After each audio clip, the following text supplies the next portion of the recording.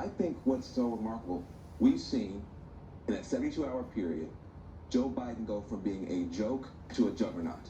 That's what's happened. And I've not seen anything like this ever. I mean, it could come from this far back with no money, no machine, no organization, just based on this idea that he can get it done is unbelievable. Unbelievable, right? Unbelievable. Some were even saying it was a miracle. Just to be clear, this was no miracle. And it certainly was not Clyburn. Everything that is talked about every day on how to build a winning campaign, and all those combined are not as powerful as one man's words. Jim Clyburn, kingmaker. I want to offer a hand gesture to Congressman Clyburn. There you go. That guy literally saved the Democratic Party. A man that many Democrats and political analysts are crediting for reigniting Joe Biden's campaign.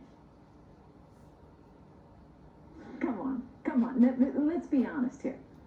Let's call it for what it is. The Democrats were smart. They consolidated. They worked together to steal the election from Bernie Sanders, and he's not one bit happy about it. This campaign has been compared to the coronavirus on television.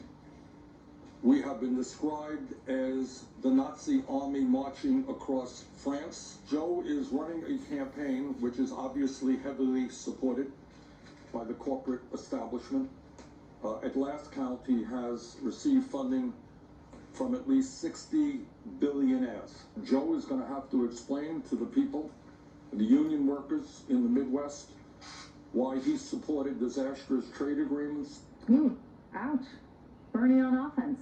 Look, I mean, I'm kind of glad the Dems did it, right? We don't need a socialist as the Democratic nominee. Can you imagine? I mean, you think the market is getting killed on coronavirus? I have no doubt investors would be hiding in their basements until the election was over, had Comrade Sanders look like he was the nominee. Anyway, I'm setting the record straight here tonight because headlines like this, they're wrong. Take a look.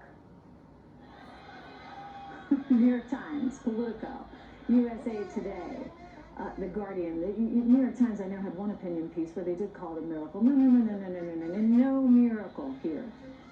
This was the Democrat establishment's divine intervention. The establishment's divine intervention. You see, God helps those who help themselves.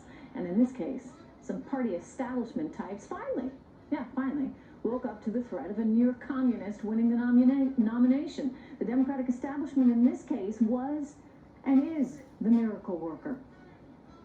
Not Joe Biden himself, not Clyburn. After all, who convinced Pete and Amy to drop out just hours before? And who provided the sudden cash infusion to Elizabeth Warren's super PAC that only supported her and kept her going? Kept her taking votes from Sanders, thereby costing Bernie Minnesota, where she pulled over 15% of the vote. She cost him there. Maine, with another 15%, she cost him there. Massachusetts, where she pulled a whopping 21% of Sanders' voter base, not to mention that Sanders would have had bigger victories with more delegates in places like Utah, Colorado, California, without Warren in the race. I do wonder about the sudden creation of that super PAC designed just for her. Was it really to help her or just to hurt Bernie Sanders and thus help Biden? AOC and Ilhan Omar are lamenting the situation tonight, griping that if only socialists would come together and have that kind of coordination. Omar tweeting, and I quote, "Imagine if the progressives consolidated last night like the moderates consolidated, who would have won?" Well, bottom line, here it is. The Democrat establishment picked their candidate last time, and it seems they're doing it again. Because, you know, it worked out so well last time. Joining me right now is Pennsylvania Republican Congressman Scott Perry. Congressman, good to see you. Great to see you, Trish. I know that we are supposed to believe that nobody got on the phones, that Jim Clyburn, Amy Klobuchar, Pete Buttigieg, Tom Steyer, all came to the same conclusion at the same time, that those candidates running for president, putting all their hard sweat, blood, and tears into Super Tuesday, just decided moments before the election, you know what, I'm out. we're all supposed to believe that that just transpired simultaneously, and it just happens to be to Joe Biden's credit. Yeah, divine intervention, right? Courtesy of some pretty powerful Democrats. So they consolidated. In some ways, I'm sort of surprised, Congressman, they didn't do it earlier. What took them so long?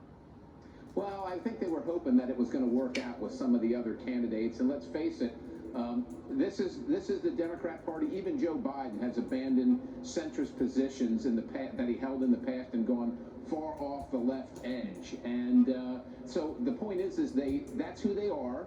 They want those votes, right? They want Bernie Sanders votes, but I think it's pretty clear they just don't want Bernie Sanders. So it's the same old thing with the Democrat Party establishment. Unfortunately, we want you to vote for us, whether you're a socialist, whether you're Hispanic, whether you're a Black American, but that's the end of the conversation. Okay, so how we just need your votes. disenfranchised, though, are those people getting? I mean, if you're in Bernie's camp and you think he's going to actually win the thing, and then it turns out that some people made a few phone calls and effectively really hurt your candidate, you might feel like you got robbed again, right? So do you sit home? Do you switch sides? Where do they go? I think it's going to shake out a little bit. I think there's also some tension, obviously, between the Warren faction and the Sanders faction. If that can be worked out somehow, I think we have to see what that looks like. But I know in the last time they did this, the Sanders folks, a lot of them did sit out, and even some of them came to Trump.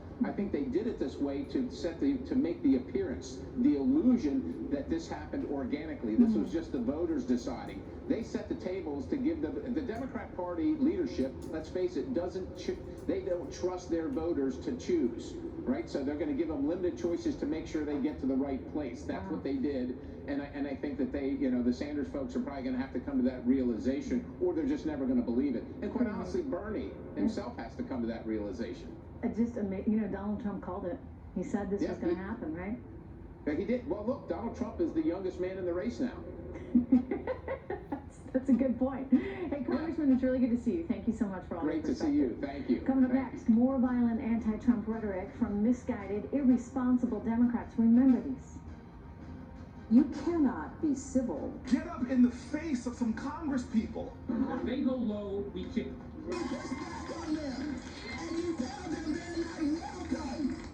That's the kind of talk that resulted in some pretty horrific violent situations like this. I was asked to leave because I worked for President Trump. 3 huge guys came up and started probably an inch from my face, screaming at me. Why did you leave my